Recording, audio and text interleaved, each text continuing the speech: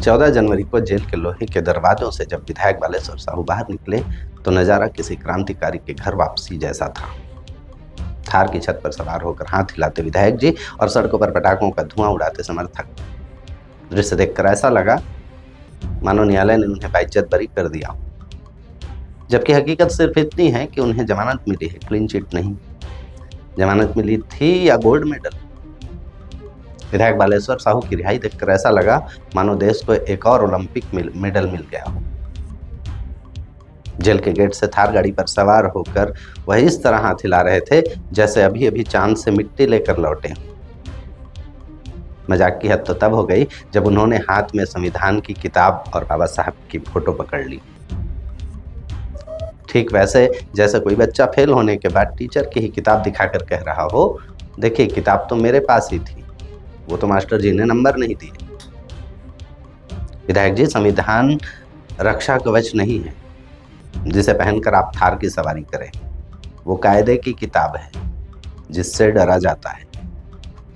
अब बीजेपी का दर्द तो देखिए। भाजपा ऐसे छाती पीट रही है जैसे सड़कों पर पटाखे नहीं बल्कि उनके वोट जल रहे हैं। उनका प्रहार भी ऐसा है जैसे कह रहे हों, पटाखे हमने भी खरीदे थे पर फोड़ने का मौका ही नहीं मिला। कांग्रेसियों का कॉन्फिडेंस और गजब का। समर्थकों का जोश ऐसा है कि मानो जमानत को गलती से क्लीन चिट पढ़ लिया है। जिले की सड़कों पर इतना धुआं कर दिया कि बेचारी जनता को लगा शायद विधायक जी जेल से गंगा जल छिड़कते हुए आ रहे हैं।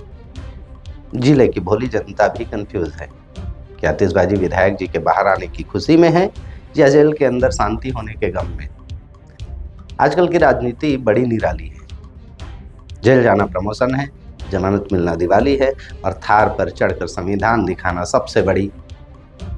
आप समझ गए होंगे।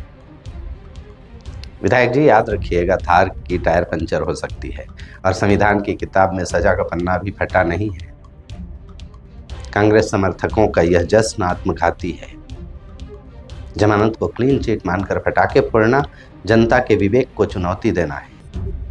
यह जश्न बता रहा है कि पार्टी के लिए सुचिता से बड़ा शक्ति प्रदर्शन है। भाजपा जो आज सड़कों पर नैतिकता का डंडा लेकर खड़ी है, उसकी पीड़ा सिद्धांतवादी कम और चुनावी ज्यादा लगती है।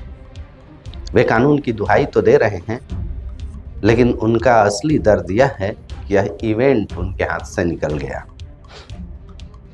14 जनवरी की तस्वीर भारतीय राजनीति के पतन का दस्तावेज है। जब रक्षक ही भक्षक होने के आरोपों के बीच विक्ट्री साइन दिखाए और सत्ता विपक्ष आपस में इस बात पर लड़े कि पटाखा किसने ज्यादा जोर से फोड़ा, तो समझ लीजिए कि किसान और आम आदमी इस खेल में केवल दर्शक हैं, जिनका हिस्सा सिर्फ धुआं है और धूल है। विधायक जी याद रखिएगा, इतिहास थार की ऊंचाई से नहीं, चरित्र की गहराई से लिखा जाता है और फिलहाल जिले की राजनीति की गहराई रसातल में है।